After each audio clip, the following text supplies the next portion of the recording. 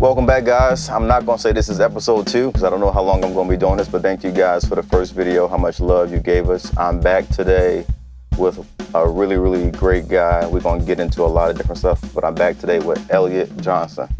What's up, man? Glad to be here. Good to have you here. Good to Yes, have sir. you here. So I want to start essentially from the beginning. I know you're a PK, right? Right. How was that growing up in church, being a PK? Like, did you gravitate to drums first, or did your dad say, hey, we need a drummer? Like, how did that come about? So, growing up as a PK, initially, I grew up in a church where my parents weren't the pastors. Oh, wow. They had a very strong music ministry, and of course, like most kids, I was drawn to the drums first. Okay. But I wasn't the one that they actually chose to be the drummer there. Yeah, so, it wasn't until my father became a pastor Okay. that I was able to, I guess, if you call it, for lack of better words, have free reign. He went and started pastoring, it was kind of like whoever was there, I don't even remember the guy's name. I was just like, yeah, I'm here now, I'm ready to play drums. It's my time. But yeah, now that I look back at it, I think it was probably me back then. I was probably like 9 or 10. Okay. That was probably me doing to him what was done to me from the church that I grew up in. But, you live and you learn, man. That was my experience, and I'm grateful for it all, for real. Dope. So once you started playing around that age, like 9 to 10, was it like nonstop? Okay, we got revival, you got to play for this, combined choir, or kind of like you had a little bit of freedom? Man, it wasn't really like my parents pastored a small church on the Eastern Shore, and we might have had maybe like 2 services a week, Sunday and Tuesday night Bible study. Okay. But because they were the pastors, of course, I had like access to the church. So whenever I wanted to, I could just go there and practice and get some free time in. I spent most of my time really just going out with my dad when he would preach. And he would allow me, even without an organist, he would allow me to get on the drums and play with him, while he preached and that whole type of thing. So that was my early upbringing as far as, drums in church. Gotcha. So, of course, when your parents know that you're passionate about something, you love something, oh, man, you sound great. When did you know that you had a gift? Like, when you like, man, like, I can actually go somewhere with this. When was that moment when you knew that I think I have something? I think I knew I had something at the moment that one of my mentors, he moved from Baltimore, and he now lives in LA. He's a big-time producer. He goes by the name of Wild Jones now. When he was living here, we called him Ishmael. He used to play at Restoration with Kenny and Terrence. Yeah, monster. Crazy, amazing, genius. I was younger, man, and when I was coming up, I wasn't really the one that cats had their eye on. I was kind of like in the background, and I wasn't really playing out like that. And, I always admired him because he was so lucid in his approach on the drums. And not only that, but, he was multifaceted in his musicianship. I think he played the trumpet, he could play keys, he played key bass, phenomenal drummer. And one day, in the moment where I felt like, nobody was really paying me any mind, nobody thought about me, I didn't really know, where I would end up as far as drums. He came up to me and was like, I think I might have been 11 or 12 at the time. And he said, man, I'm enjoying you. Like, keep doing what you're doing. We really need some young lions to hold it down. That's love. And man, I remember that till this very day. And that's a moment that I always draw back to. And when he said that, I don't know, it just sparked something in me. And, from that day on, man, I just been, pushing. And from that point on, that's when I kind of realized, like, you know what? I probably do have something special. Because, that kind of thing resonates with people. You know what I mean? Like, people that have something special, they can see special in somebody else. So I felt like that's what he saw in me. And he took the time out to encourage me. You know what I mean?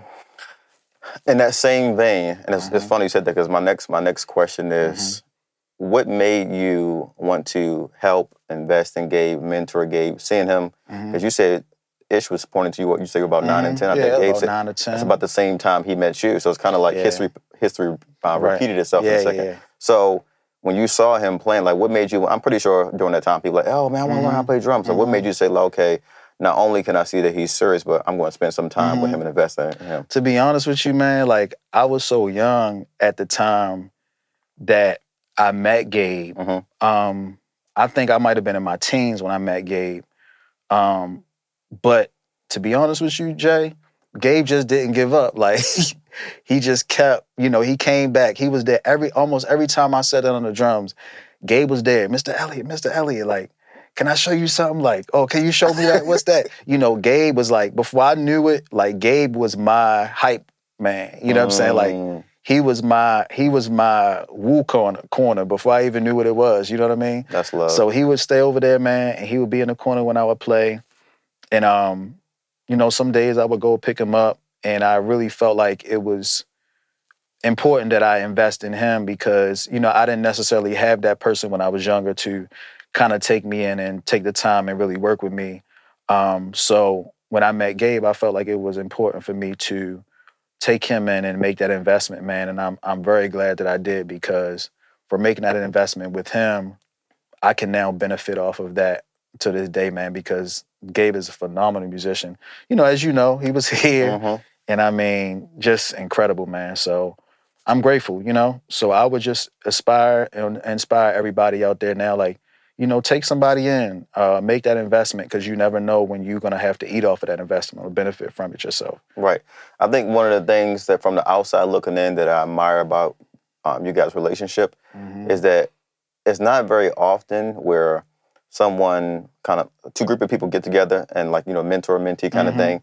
Usually the mentee sounds exactly like his mentor. And the thing about, like I said, I don't know all of y'all personal information, but the thing about you guys is that both of you guys are phenomenal drummers, phenomenal musicians, but you guys have your own personalities. Right. And like, I think that's rare that we kind of see it like that. Usually like, oh, he's sudden, you can tell he's sudden so-and-so. Right. Like, he play his ride like this, or like everything. Not to say that that's a bad thing, but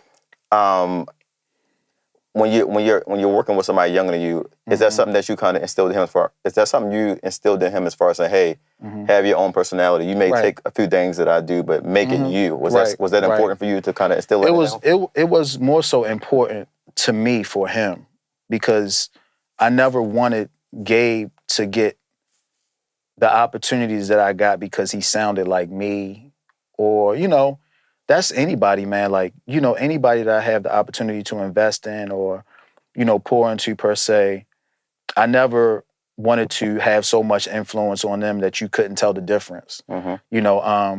Gabe had to walk his own walk. Gabe had his own experiences. And when you hear Gabe on the drums, that's what you hear. You hear his experiences. You hear the rooms that he's been in, the people that have had influence on him. And let me just say this, like, I'm not the only one that has had influence on his playing. Like, Gabe has been beneficial enough to be in rooms with people that I've never even had an opportunity to be in rooms with. I just, am grateful that I was the one to be able to kind of help him and push him along. I feel like he's doing what he's doing right now because he's never been afraid. He's always had this fire about him. Like, he's never been afraid to kind of go into the rooms with the people that would challenge him musically, or just even in life, so I'm grateful for that, man. Gabe is one of those guys that he's fearless, so every time he sits down on the drums, man, like, it's just amazing to me. I'm just amazed every time, and it's a lot of other guys, man, that I look at and that I've had the opportunity to invest in, coming up, that I watch them to this day, and it's like, man, they're coming up faster and faster, Oh, absolutely. And on a whole nother level, man. Like, so it's encouraging to see for sure. So my next question, and I'm gonna be careful with this because this is it's a sensitive topic for me. Yeah. We lost our brother Ethan. When did you guys connect? So, funny story, man. I think I might have been about, again, maybe like 12 or 13. Okay. And there used to be this music store called Mars Music. I remember over Mars. on Route 40, yep. And I don't even know if Ethan was working there legally. Like, Ethan might have been 15, 16. Like, he was working full out on in the drum room at Mars Music, right? and I saw this. It was a Black Panther Mapex snare that I had my eyes on. I think it was like a 14-inch. It had like gold hardware. The joint was amazing, right? So I would go in there every day. And they had the drums set up. And one day I went in, and you could just play the drums freely like you wanted to. So I went in and I was playing the drums and, just messing around. And, in a drum store, you don't expect the worker or the person that's working in drums to actually come out and actually sit down and play with you. Right. So Ethan comes down, he gets on the drum set next to me. I guess, he's checking me out. He's like, who is this? And for some reason, he felt the need to embarrass me on the drums that day. And I don't know why, but, he was older than you, right? He was, Ethan was older. He was about 2 years older than me. Okay, go ahead. Man, and he sat down, and that's when he was really playing more. Like, he was playing fluently then. And when I heard him play, I was just like, yo, this dude is crazy. Pleasant surprise. Like, I didn't expect that, I just wanted to go in and kind of like, mess around on the drums.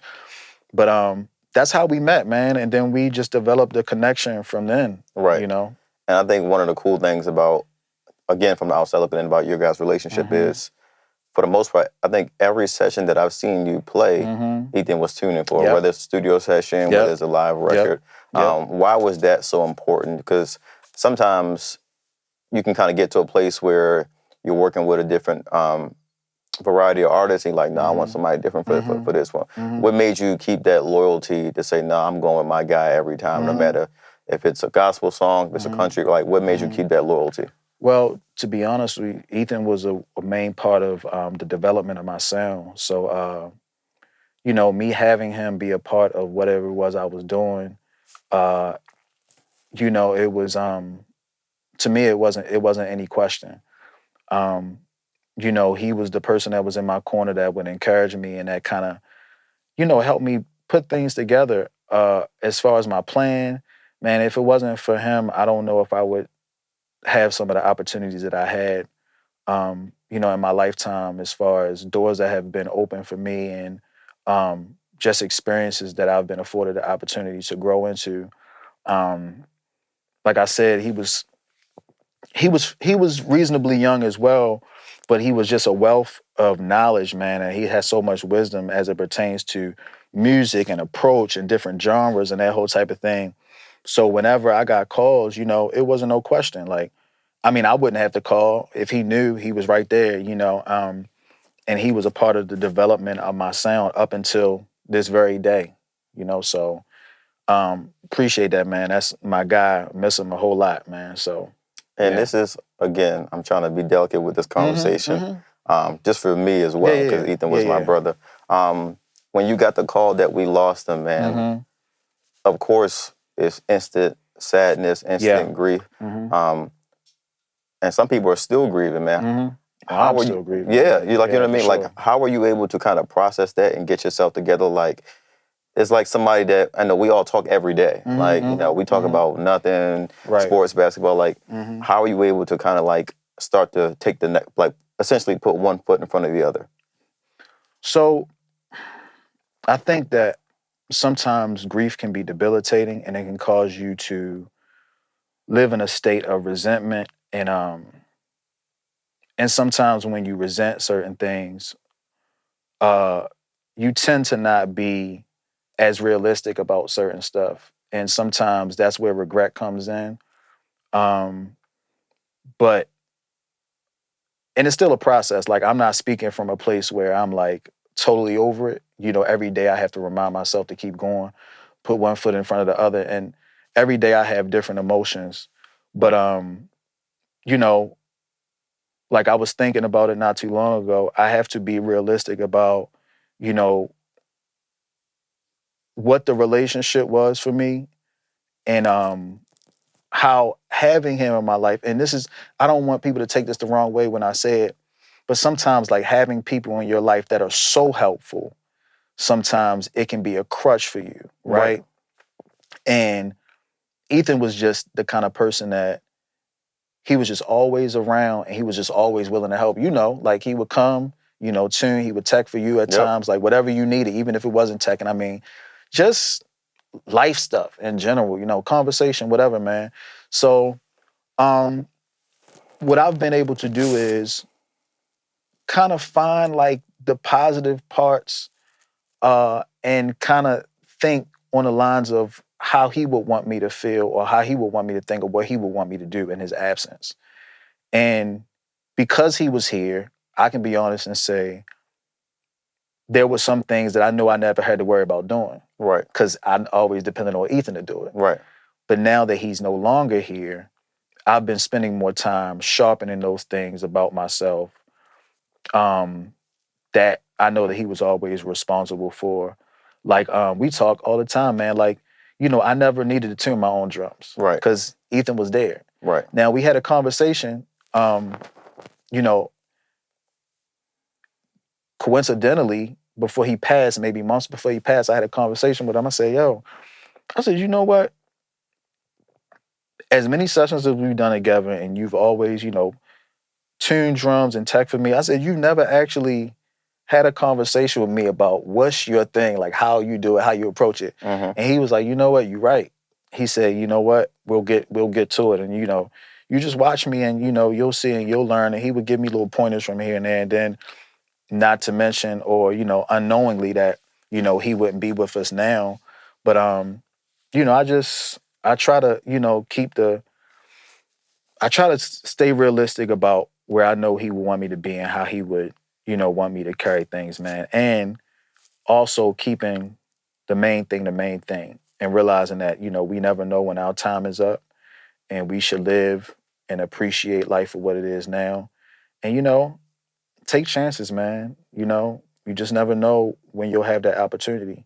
So, that's what I've gained from, Ethan, even at his departure, man. Yep, I agree wholeheartedly. And one of the things that was always interesting to me about not just you and Ethan, but you, Ethan, Jordan, a lot of those guys, what was the beacon and the impact of you guys coming together and not always just like shedding, trying to chop each other's heads off, but like growing? Like how was that? Can you describe like, oh, it started with me and this person came along and then we would go over these kind of things? Like, so honestly, man, I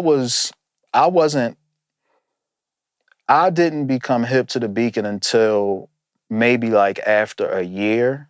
It was people coming through the beacon, and when we speak of the beacon, we're talking, it's a church called the Beacon of Light. I didn't know either. I didn't know either. I just heard the name of it. It was a church, shout out to Pastor Monica and Edwin Waters. It's a church on Quantico Avenue, right off of Park Heights in the hood. Okay. Okay. And man, they saw fit to allow us to come and we would play drums all day, every day. And at the time I was working the 9 to 5 and I would get off of work and go straight to the Beacon.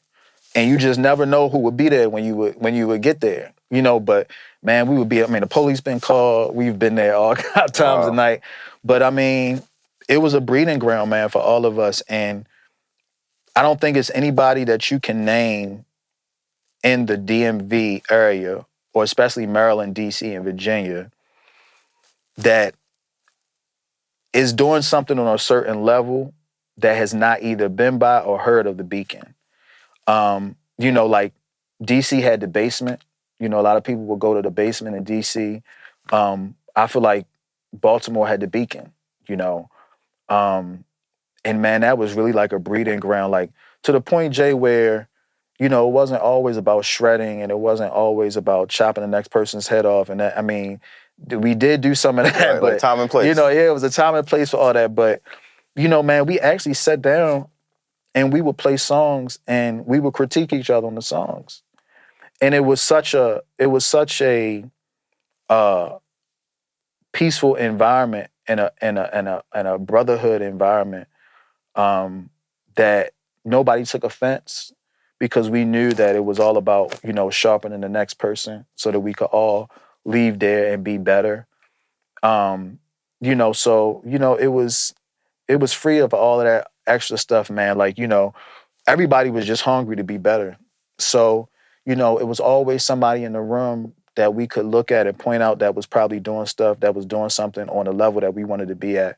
And I think that's why the Beacon had such an impact because we weren't afraid to put ourselves around the people that were where we wanted to be. So the Beacon has had a major impact in my development as a musician. Shout out to everybody that was in the crew, man. Like, I can name so many people, like, Jordan, like Dana Hawkins would come through, Mike wow. Reed, I didn't know like, that. Okay. I mean, people would come through from Philly. I mean, Devin Webster, some of the most talented and well sought after musicians would come past the Beacon. Mike Reed, a whole bunch of guys. Okay. Yeah.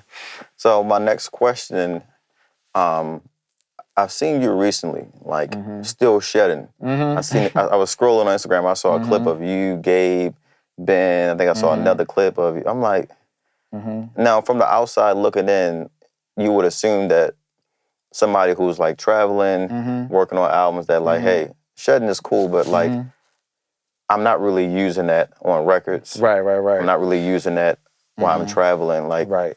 I'm cutting more records. Like, that's a young man's game now. Like, Yeah. that's how most people most people kind of take that approach. Like, it's cool. That's not for me. I don't need to chop no more. Why is it still important for you to kind of like still get out there in the mud, like with the younger guys? And I mean, Jay, you work out. What's important for you working out?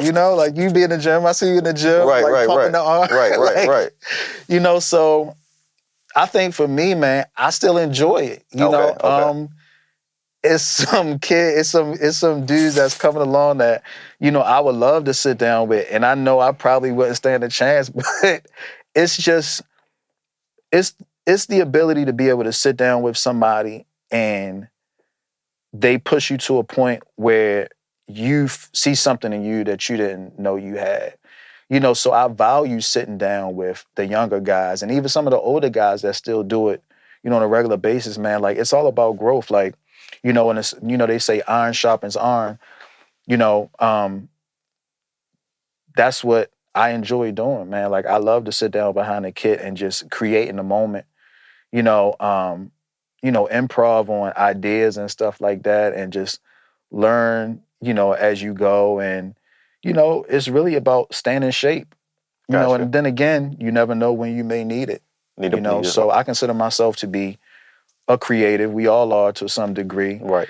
So sometimes, man, it's good to just sit behind a kid and just be able to be free when you're just not playing music and you don't have to lock in, to just, play and be free and, Right. Spaz out and shred and just go crazy, Right. So how did you start playing with Isaiah Thomas? Because I remember that time when that record came out, I'll Bless the Lord. That was the record. Right. Having 600, you come home from school, your parents got it on. Like, how did that process start? So I was, at the time, this is another sensitive topic, when I was going to DC, really the first person to really take me in from DC was Aaron Spears. Wow. Rest his soul, yeah. And I would go to Aaron's house, me and Ethan, of course. We would go to Aaron's, sometimes Jordan. Jordan Hunter. We would go to Aaron's house and we would share. Aaron was kind enough to open up his doors and we became family. And one day we were going there, and I never forget, Aaron said, well, I want y'all to meet my little brother. I'm gonna get my little brother to come through since we playing drums. Okay. And that's the first time I met Jamal. Okay. And we in there going ham, shedding, and Jamal walks through the door, and it's almost like, I don't know, like it was just, he came in the door. I don't know who was playing on the drums at the time he came through the door. Whoever it was, they got straight up and he got on the drums and went ham. Like, he went crazy. Like, and from that day, that was our official meeting. And from that day, we became close. And one day, I think Jamal was, don't quote me, but I believe Jamal was about to go on tour with New Kids on the Block. Okay. And at the time, he was playing with Isaiah Thomas. Okay. And we were riding his truck, and Jamal was like, man, I got to find somebody to do this Isaiah gig while I'm gone on the road. So Ethan, in pure Ethan fashion, always putting his friends in the forefront. He said, what you mean you gotta call somebody? Elliott's right there. You can get him to do it. Right. So I'm sitting in the back like, you know me, Jay. I'm super low-key. I'm like, nah, don't call me to do it. So Jamal's like, oh, you right. I'm gonna get him to do it. I'm about to call right now. Like, I'm about to set it up. Uh-huh. So, man, Jamal called Isaiah. No, he called, I think it was the producer at the time. His name was Chris Leach. Okay. Called him, set up like a little situation where I actually had to go and do like a little audition. Right. And man, I got, you know, the audition. I got the gig, and I was playing with Isaiah from that time. And from that time, he called me to do my first session, my first live session. Wow. And he texted me on a Sunday morning. I never forget, man. I was shaking in my boots. He was like, "El, I'm doing a session, and I want you to do it." And I said, "Oh, sweet." And then he texted me and said, "It's gonna be you and Calvin Rogers." And I was like, "Oh, not sweet." Like, how old were you at this time? Man, I think I was like, I might have been like 20 or 21. Wow. And, you know, going into a situation like that with, you know, somebody like Calvin Rogers, who I had listened to and idolized and just, you know, studied for so long, especially at that time when that was like at his peak, man. He had just did Thirsty around that time. And, you know, everybody was going crazy over that record. So for me, I was just like, you know, I wanted to back out immediately. But, you know, Isaiah Thomas pushed me and was like, nah, man, you're going to do it. Like, it's going to be cool. And I'm glad that I did it because I learned so much in that moment, man. And it was preparing me for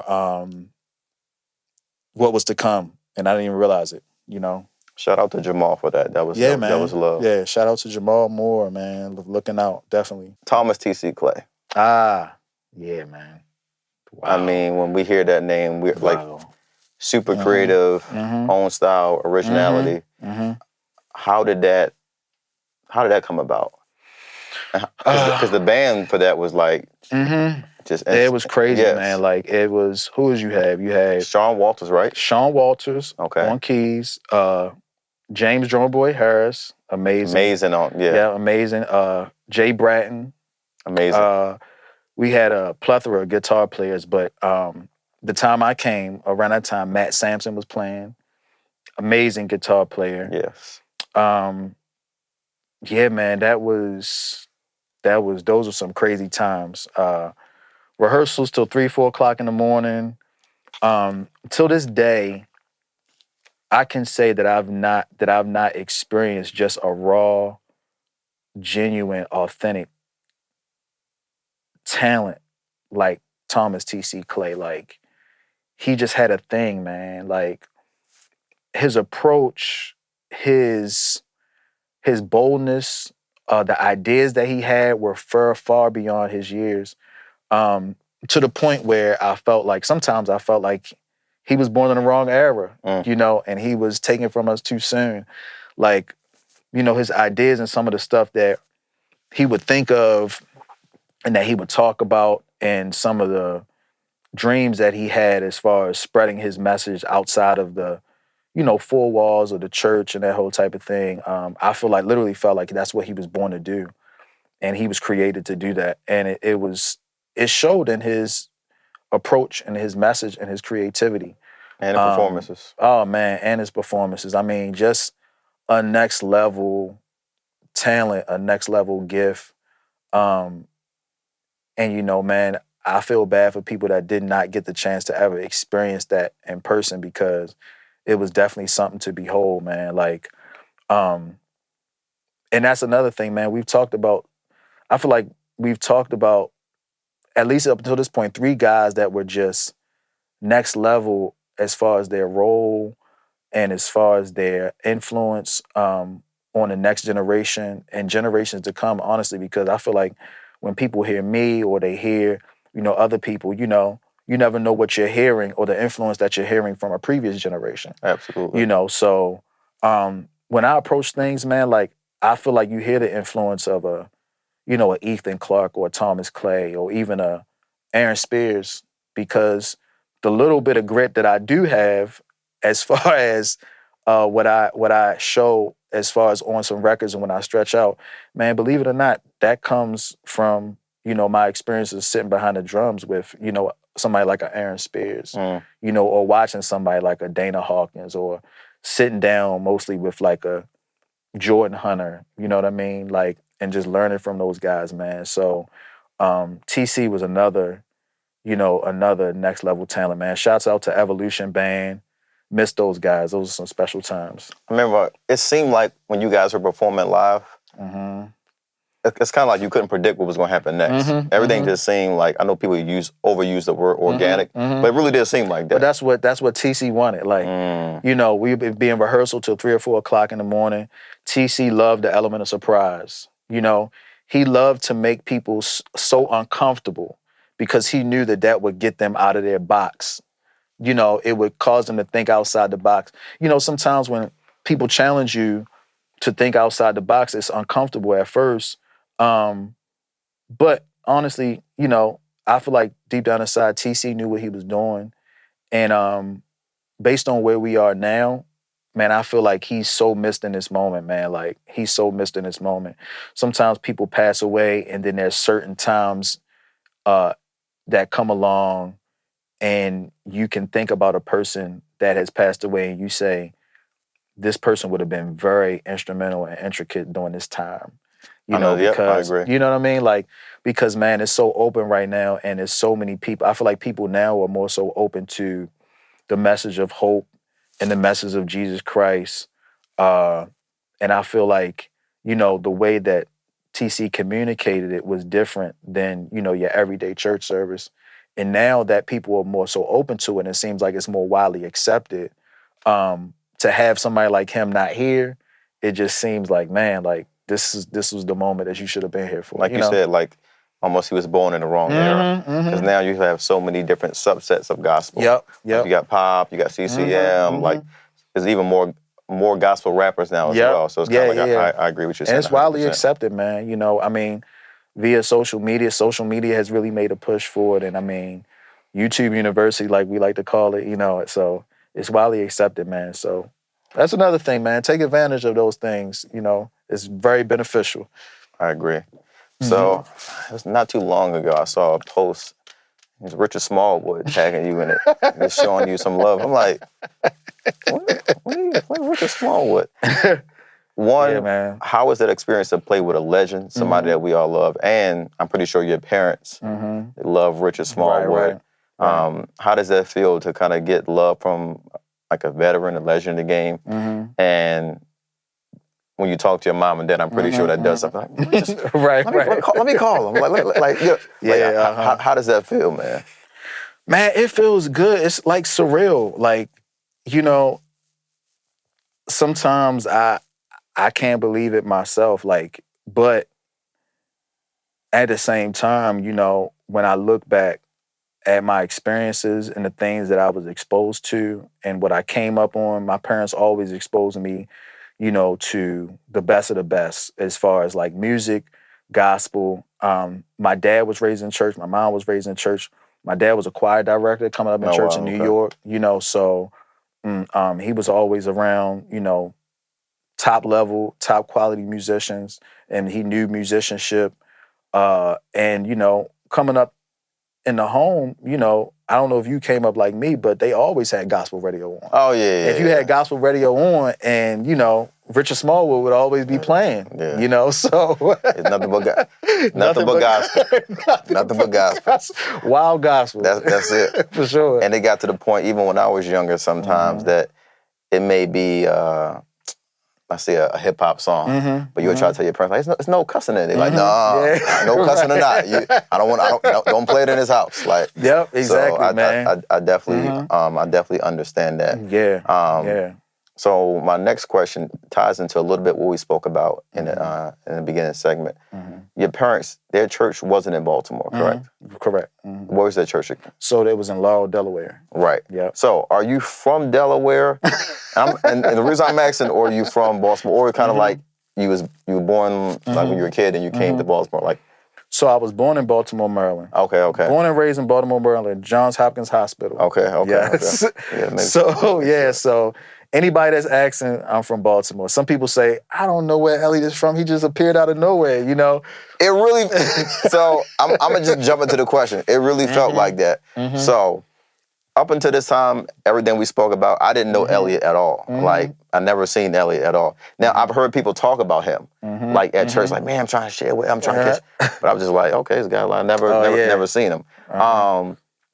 When you got the call to play with Jason Neslon, that's when, even that time, that's when I actually like put a face to the name. Right. How was that experience? And when you got the call, were you familiar with like his past projects or, you know, what he was looking for? Like, I mean, of course, man. Jason was phenomenal and still is a phenomenal singer. I knew of Jason from, you know, of course, from church, Greater Bethlehem Temple. His dad, Bishop Nelson. Not only that, but the Underground Tie Tribute records that he was on. Yep, no better time than now. Yep. Who doesn't know I Shall Live, you know? Absolutely. So, you know, just to kind of go back a little bit, the session that I did, the first session that I did with Calvin, what I didn't know is that it was really preparing me for the session that I would get called to do with Jason. After I did the session with Calvin, you know, I really locked in, man. Like it was a life-changing experience. I got the call from Dana Sorey. I never forget, it was a Saturday morning. I'm sitting at my breakfast table. And he called me and he asked me would I want to be a part. And, you know, I was like, man, are you kidding? Like, absolutely. Right. You know, and man, that opportunity right there changed my life. You know, the record went on to win a Stellar Award. It was nominated for multiple Stellar Awards, nominated for multiple awards. And from there, a lot of doors opened for me. That was like my introduction as to being like a professional drummer, man. You know, I really locked in on that music because I really wanted to make an impact. And you know, that record was able to be heard around the world and really make an impact, man. Like, and I think Shifting was on the charts for like a record-breaking, for a while, man. So long time. You know, it was a great opportunity, man. It was a learning experience, and working with Dana Sorey as a producer really prepared me because, you know, Dana is one of those producers where, you know, he's gonna make it mistake-proof. Like, he's gonna have the music to you months in advance. He's gonna make sure everybody's prepared. Right. You know, so he made sure that I had everything that I needed in that moment to get the job done, man. And I really appreciate that moment. I don't take it for granted. Shout out to Pastor Jay, Dana, all of the crew. Absolutely. Love you guys. Now, when you got that call, I know you said when you initially got the call for Isaiah, he told you was happy. Like, he's Calvin. You was like, oh, Lord. Right. Now, at this point in your life, you talk to Dana. He wants you to come on board and do the session. Are you still nervous? Are you kind of like, okay, I'm ready for this moment? Do you know what Dana's expecting? Like, okay, does he know like what my style? Of course, he knows what you bring to the table, but like, what is he looking for? What's he looking for from me? Like, you know what I mean? Yeah, I was still nervous because, you know, at that time, you know, Dana was still a part of the whole sound check crew. Right. And we all know how phenomenal sound check is. I mean, you know, phenomenal. Like, phenomenal doesn't even really, you know, do it any justice. But, you know, when he called, man, it was just like, you know, okay, I feel like I'm ready. And if I got the call, then I have no other choice but to be ready. You know what I mean? So, man, it was just like, okay, cool. You know, I got to lock in, do what I got to do. You know what I mean? Absolutely. So, what I think is interesting is that you locked in with Dana. Shout out to Dana. Shout out to Pastor Jay. Yes, sir. Locked in with Dana. I think you guys did 3 recordings together? No, man. I think, okay, so you had Shifting, you had Jesus Revealed, you had, oh man, I think it's like 5, Jay. Oh, wow. It's like 5. Wow. Yeah. The new one makes 5. Yeah, the new one makes 5. The new one makes 5. Yeah, the new one makes 5. So, from the outside looking in, it seemed like Dana's like, okay, Ella's my guy. I can trust him. I know what I'm getting.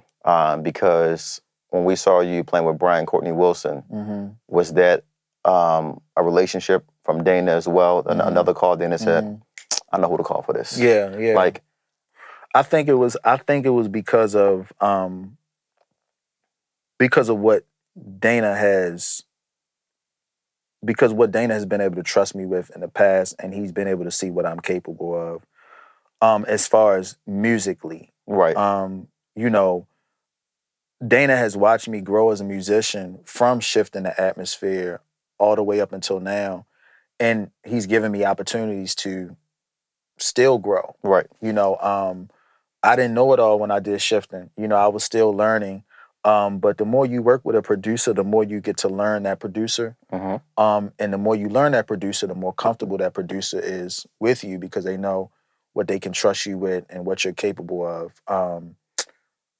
You know, like I said, when I came to the table, man, I didn't have everything that I have now. I wasn't privy to all of the information and the approach and all of the music that I'm privy to now. But, you know, Dana continued to call, man, and give me an opportunity. And I value that, you know, because people don't have to do that. You could have easily called somebody that, you know, had way more experiences that could come in it wasn't kind of like on the job training, right? You know, but you know, he continued to call and he continued to trust me with that, and because he continued to trust me with that, I did my due diligence of making sure I was always building myself to be a better musician, well-rounded, you know, and that's the thing I like about Dana. Like he's not just, and there's nothing wrong with this, but he's not just a gospel producer. He is, absolutely, you know, very well-rounded in his approach. So that requires the musicians that he calls and works with to be well-rounded in their approach as well. Right. So, you know, I love being able to work with producers that, you know, bring the best out of you as far as, you know, your approach. So, and I've been blessed and fortunate, man, to work with a lot of producers that do that, like somebody like a Justin Savage, or, you know, like we mentioned, a Dana Sorey, or, you know, like a Daryl, good friend of mine, Daryl Woodson. Absolutely. Oh my God, absolutely. Incredible. Absolutely. Daryl Woodson. You know, a lot of guys, man, and I'm just blessed and fortunate to be able to have those opportunities, for sure. So, next question, setting up, but how long from shifting up to now, how long have you been playing with Jason? I think we recorded Shifting in 2009 or 2010. Okay. So now is 2024. So it's been about 14 years. 14 years. And I was already coming in filling some big shoes, because I mean, he had an incredible drummer before I came. Like, you know, I'm getting there for sure. So, like I said, getting that call from Dana and being from Baltimore, being familiar with the previous band, I know for some people it can be a little, I don't want to say difficult, it can be a little uneasy, kind of like sitting in this seat. Right. One from like a fan perspective, gospel perspective, like, oh, we used to see Royal there. Like, man, like, where, like, especially for people who are out the loop, like, where Royal at? Like, man, right. How do you deal with that? One, still keeping that relationship so things don't get weird. Right. And two, just knowing that, okay, I got to play like myself. Like, they called me for a reason. They want something new. Like, how was that, like, mending those relationships and kind of, like, not making it weird? Because, you know, it takes anything in this industry for something to get weird. Like, somebody call you, you didn't hear him. Like, oh, see, he got the gig now. He got brand new. He don't share with, like, how do you navigate that? Like, preserving those relationships? So, to be honest with you, man, like, my relationships outside of work are my relationships outside of work. You know, like, nothing I do as it pertains to work, I try not to let it weigh on my personal relationships. And a lot of times, you know, I had to learn this as well. Sometimes, man, when you don't get the call, you can't really take it personal. Right. You know, sometimes it's just, some people may just feel like it's a better fit for them to call somebody else, or, you know, it may just be a better business decision, you know, for the best interest of the outcome of the product that they're looking for. Right. So honestly, I didn't really think it was gonna mess any relationships up. I just felt like maybe they were trying to go in a different direction. And to be honest with you, at the time when I got the call to do that, I did not know that it would turn into me playing for Jason long term. Right. You know, because to be honest with you, Jay, I mean, we all been there. Like, we move on. You know, we move on for some stuff.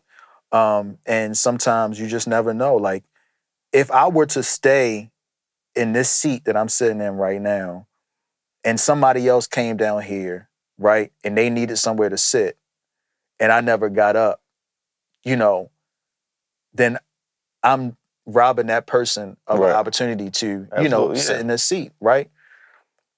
At the end of the day, you know, there's an expiration date on seats and the places that we occupy, and it's to our benefit, to be honest with you. So, you know, the previous drummer that was in that situation, shout out to Royal Higgins, he was in that seat, and I mean, phenomenal drummer, Royal like, from Baltimore, man, like, still is to this very day. Yes. But you know, and he still plays on another level.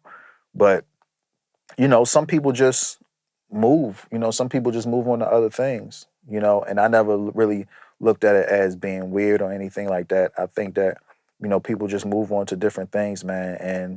And you know, when the opportunity happened, I was honored that I got to sit in a seat that, you know, Royal Higgins once sat in, because he's a phenomenal musician. Facts. You know, for sure. So you've been playing with Jason for 14 years. The last recording you guys just did, he had a feature on one of the songs, Madison Ryann Ward. Yep. You are now touring with her. So how does that happen? And playing with somebody for 14 years, almost kind of like you take your foot off the gas, like, all right, I got this joint. Or it's like kind of like, man, don't want to do this next recording. Like, I done did 4 of them. Like, I mean, but being diligent and being your regular self, like being honorable, turned into that recording turned into another situation. So how is that? How did that experience happen? Also, how has that experience been torn all around the world? Oh, okay. So I tell people all the time, and I don't even know if I've said it to Pastor Jason, but Pastor Jason has this thing about when he calls features on to do his records, for some reasons, it's almost like a rites of passage. Like, once they do his record, they just skyrocket, like, you know, and they go to another level. Like, I can name so many people that have come in and done features on his records, and I've not heard of them until that moment. And then from that moment on, it's kind of like now the whole world knows who they are. For me, it was Leon Timbo on it was Leon, right? Yeah, I don't know there's what no disrespect. I wasn't familiar with him, and after that, we just saw him. Pastor Jason has this thing, like, I don't know what it is, but so I had never heard of Madison Ryann Ward. And she was a feature on Jason Nelson's new record entitled You Belong. She sang a song called May New. If you don't have Pastor Jason's new record, do yourself a favor, go check it out. I feel like it's one of his best records, if not the best to date. I agree. And you know, she came and she sang a feature on this record. And when we were rehearsing, I mean, everybody was talking about it. Like, man, Madison, she's next level, crazy. I had never heard of this girl, Jay. And, you know, I consider myself to be kind of like lucid as far as like, you know, knowing my music and stuff and what's going on in the world, but I had never heard of her, right? So she comes and I finally get a chance to hear her. And I mean, from the time that she started singing, I was just like, yo, she is incredible. You saw what the hype was about. Oh, man, I definitely saw what the hype was about, like, real quick. She was incredible. And then when I got the chance to meet her, you know, I mean, her personality and just, you know, her spirit was just, I mean, it was even more incredible, you know, and that's always a plus when you can meet somebody who, you know, whose gift is at a certain level, but, you know, it's also pleasant to encounter them as a human being, as a person, you know. So from that point on, man, like, we did the record, and this last Pastor Jason Nelson record is a little different than the past ones because I'm not really playing a lot of drums. I'm really playing like, triggers. And to me, it's more so about, the feel, patterns, like that whole type of thing. I wanted to make it feel like you couldn't really tell the difference between a track and the drums. Right. I wanted to make it feel like that. And that was my approach. And I feel like that was the approach that Dana was looking for as well. And just so happened, when I was introduced to Madison, I went back and started listening to her music. And funny enough, the way I approached Jason's music that night was almost like that's how Madison's music should be approached. Without me even hearing or knowing, right. Her who she was, I guess it was just something that resonated, with her. So shout out to my man, Morgan Turner. She had reached out to Morgan because she was going on tour. Jason's recording was in August of 2023, was it? And I think maybe like October 2023, Morgan had called me because he had got a call to MD the situation. And Morgan had put a call in to me because evidently they had requested and said, how about the guy that, played on the recording? And man, we did a Zoom call at the time because I think at that time we were kind of still coming over COVID, getting over COVID. Yeah. We did a Zoom call at the time, man, and I met with her and her team, and they were very hospitable, very gracious. And Madison jokes with me. She said it the other day, but everything happens for a reason. When we got off the call, I said to her, well, it'll finally be good to meet y'all in person. And she said, even though you made a mistake, it felt like it was meant to be said, So when I said it, man, like, I guess that's what made her feel like, okay, yeah, this is the person like that I want to have on the team. And man, those are good folks, man. We've had nothing but good times traveling the world. And man, let me tell you something. The fan base that she has, I never knew, Jay. It's like crazy. Like, we go to places and we go to cities, people are lined up 2 and 3 hours early, just waiting outside. The lines wrapped around the venue. I mean, because, she's just an incredible person, man. She's an incredible spirit. And I feel blessed to even be able to get the opportunity to travel with her. And funny enough, man, Ethan was the one that really pushed me to, go and do it because I was on the fence. I was like, man, I just got a call to do this. He said, man, you need to go do it. Go. Wow. He said, you need to go do it. So yeah, man, it's been a blessing. It's been an experience that I'm definitely grateful for. So where was the last tour? Where did you guys go for the last tour? The last tour we did Columbus. Okay. We did some stuff, Columbus, Detroit, and then we did a string of shows in Canada, one of which was the Montreal Jazz Festival, which was really nice. And it's always good to experience because some of these venues that we go to aren't really, that none of them are churches. Right.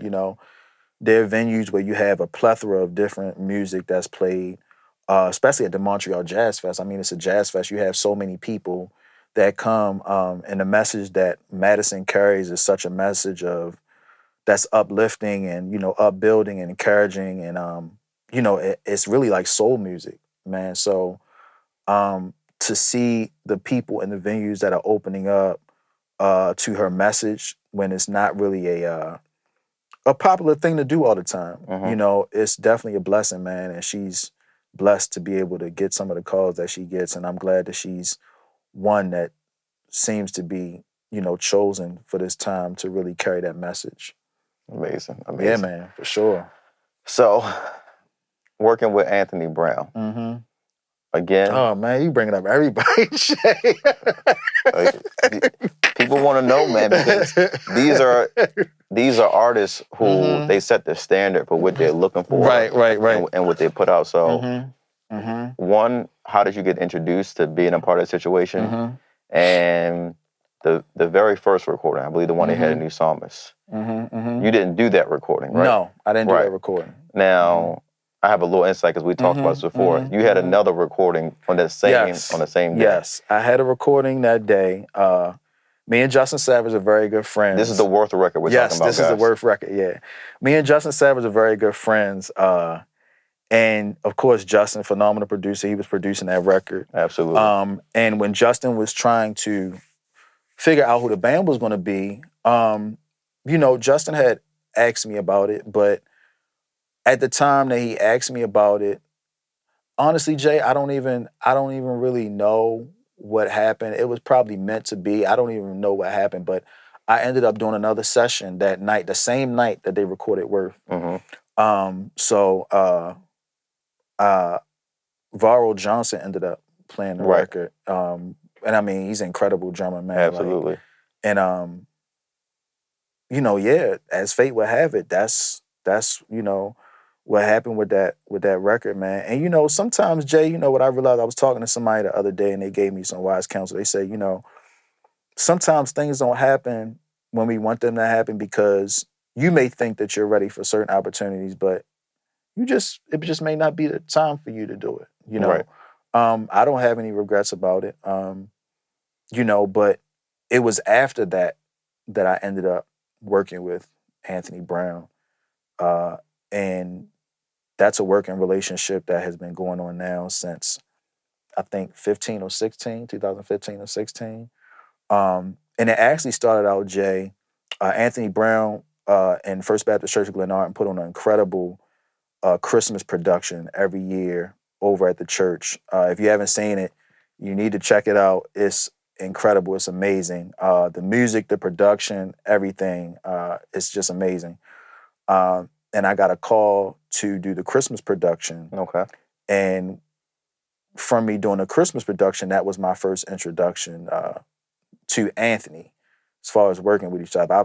I've encountered him on multiple occasions back when he was Anthony Brown and Answered Prayers, when they had Anthony Brown and Answered Prayers. Okay. But actually working with him, my first time actually working with him was during his Christmas production. And then from the Christmas production, it kind of blossomed into a working relationship as far as with Anthony Brown and Group Therapy. So, yeah, man, that's really who I travel with the most. Out of all the artists that you've mentioned, like that's like family right there. So. I know we spoke about Dana earlier, how organized he is, how versatile he is. How is it working with Justin? Anyone who knows Justin, the small amount I know about, he's Justin's very meticulous and he's a stickler for things. Yeah, he's a very stickler, but that's all a part of his genius, man. Like working with Justin, Justin is one of those guys where, he knows what he wants. He knows what he wants to hear. And he's very intentional, so again, when you come into a situation, some people are more, what's the word I'm looking for? Maybe I don't want to say lenient because I don't want to use lenient, but some people are more open as producers to, I guess, improvisation. But then some producers actually know and hear what they want. Right. And sometimes you have to be able to speak that language and be able to translate what it is that they want as the drummer, because, at the end of the day, you're the drummer. They call you in to do it. They want to be able to trust that you can communicate or you can translate what it is that they hear in their head, So that situation, even though me and Justin have been very close friends for years, to be honest, it's some of the most nervous times, like working with him as a producer because, he's, when you work with somebody who's as incredible as he is, you always want to put your best foot forward, right. And you always want to make an impact, man. So, and it's not as bad now over the years as we worked with each other. So I don't go into the situation now being as nervous as I was the first time. Right. Because honestly, I think most of it was me just being nervous. Right. Because oh man, it's Justin. Like, he probably never gonna call me again if I mess up. You know what I mean? Like, but nah, man, it's cool. It's cool. I've studied some of the people that he's called and that he's worked with, just to kind of, get a feel for him and how he approaches and how he hears stuff. And, our working relationship has, been great. No complaints at all. Now, I don't know if this is a rumor or not, but I did hear, not this Anthony's record, I think the last one, before this current one, that you and Calvin also played on some of the songs as well. Yes. So it's like it's your second time, right, playing with him. Right. Of course, the first time you said you were nervous. Yeah. How was it the second time? You guys kind of like working on the same project. So to be honest with you, Calvin cut. I think there was like 2 studio tracks on the record that we're speaking about, is Second Wind. Yes. And he played Blessings on Blessings. It was like a single from that record. Okay. So he played on that record, and I believe it was another record that he played on, another song that he played on ballad, from that record. I believe so. But yeah, man, I mean, I just honestly, Jay, like, to me, I think of myself, I'm like the least of these. Like, the fact that I get to share a record with this guy who I've studied for years, who is like the essential drummer when it comes to, gospel music and just drumming in general. Like, yeah, man, I find myself to be fortunate to be counted among, those type of people. And man, like, it's just, sometimes it's still unbelievable, that I get to share records with this person who I've really looked at and admonished, for most of my life. And yeah, man, it's just crazy. I'm definitely feel myself. I just consider myself to be blessed and fortunate to have these opportunities. And it's definitely such a learning experience. Anytime I get to share anything with him, just to experience him and his approach and everything, is always a learning experience. It's always a clinic, as people say. Like, I'm always learning more, man. So, I'm grateful for those experiences as well. Good. 2 last questions. Mm-hmm. If you got to call, let's say you got to cut 8 songs, live recording or studio session, what do you prefer? I don't know, man. I think it depends on the music. Okay. Because I can always come to the Wall Factory and get the job done. You know what I mean? Like, do you have a preference? It's like, do you feel like now at a point in your career where it's like, if it's a live session, like, cool, send me the music ahead of time, I'm good to go.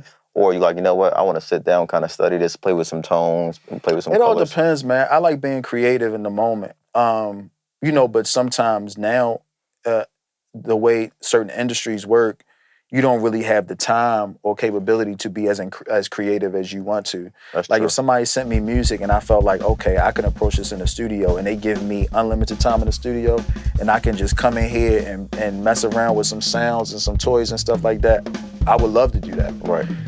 But if they're having like a live recording, they say, okay, we're doing a live recording and we have the band and this and that, like, okay, I'm like, okay, I'm ready to go. Right. Let's go.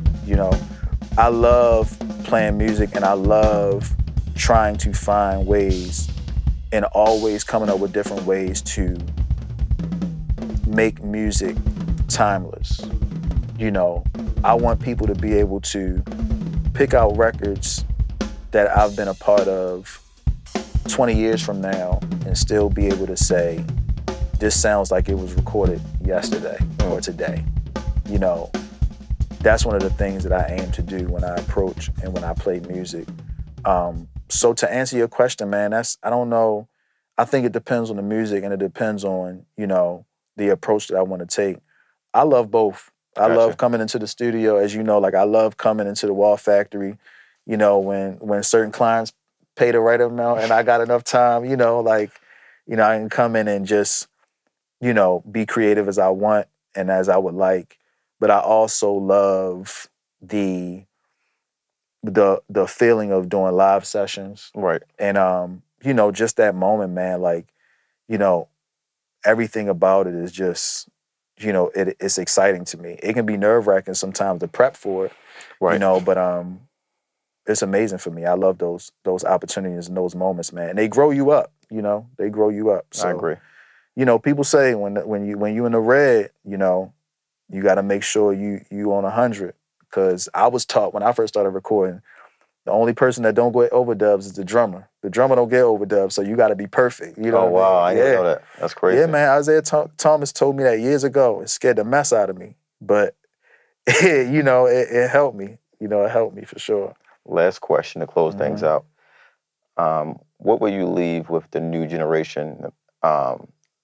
Any kind of advice about how to navigate this industry? And I think it's interesting because for social media, you're not really a poster like nonstop. Like, hey, like, and there's nothing wrong with that. Even the people who do post, that's fine as well. But for the young kids who are coming up, let's say they're posting, they're not getting the likes they want, they're not getting the shares. Like people, like what would you tell them? Because I remember you said in the beginning of your career, you felt like people weren't really checking for you. People were kind of like, oh, that's just L. Like, for now, for that to be amplified with social media and you post a video, you go back like, right. I know, like, like, what would you give the younger generation for somebody who's struggling with that kind of like, I can play, but I'm not being seen. Right. I can play, but people in my town, they don't call me for anything. Like, what kind of wisdom would you give them for that? So, I would say, simply put, social media is not your reality, right? Social media is nothing more than virtual reality, right? So I don't post like that, for different reasons. And you tell me all the time, like, yo, you should post more, you should do this. And I agree with you to a certain degree. Myself and Ethan would always tell that. Always. I mean, not only y'all, everybody says the same thing, man.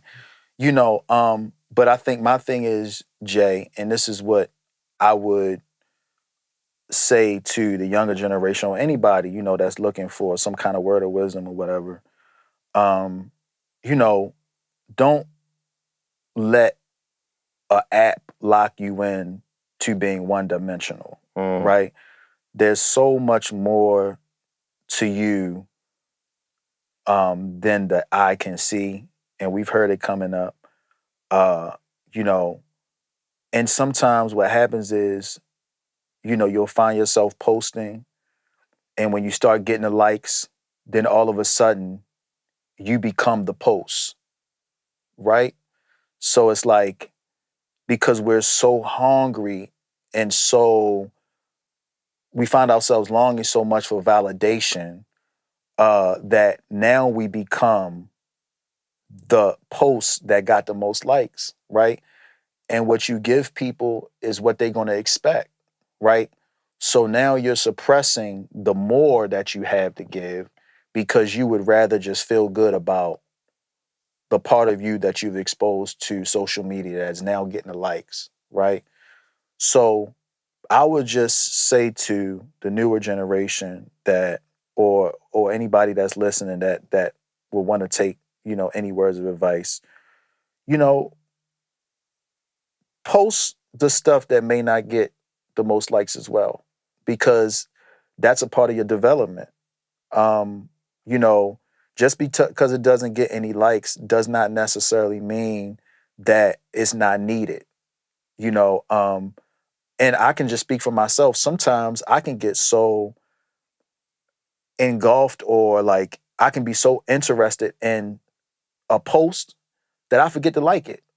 I can be scrolling through and I can just be like, wow, man, this is amazing. And I just scroll through to the next thing because I'm just so into the post that I forget to like it. Now, if the person that posted what I was looking at goes off of how many people didn't like it, then they kind of miss the whole point of it. You know what I mean? Like, that's why I don't really go off of likes or, followers and that whole type of thing. Now, don't get me wrong, like, it's great. It has its benefits, but it's not the end all be all of a situation, man. Like, you have to be in tune with yourself and you have to be confident in what you have to offer, because there's always somebody out there that needs it or that can benefit from it. And it may not be 100 people, it may not be 50 people, but if you can touch at least 20 or 15 people, you never know who out of those 20 or 15 people may have an impact on 1,000.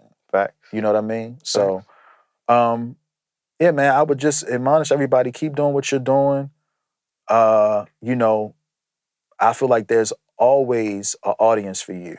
Regardless of what you do, there's always going to be an audience for you that's going to benefit from what you have to offer.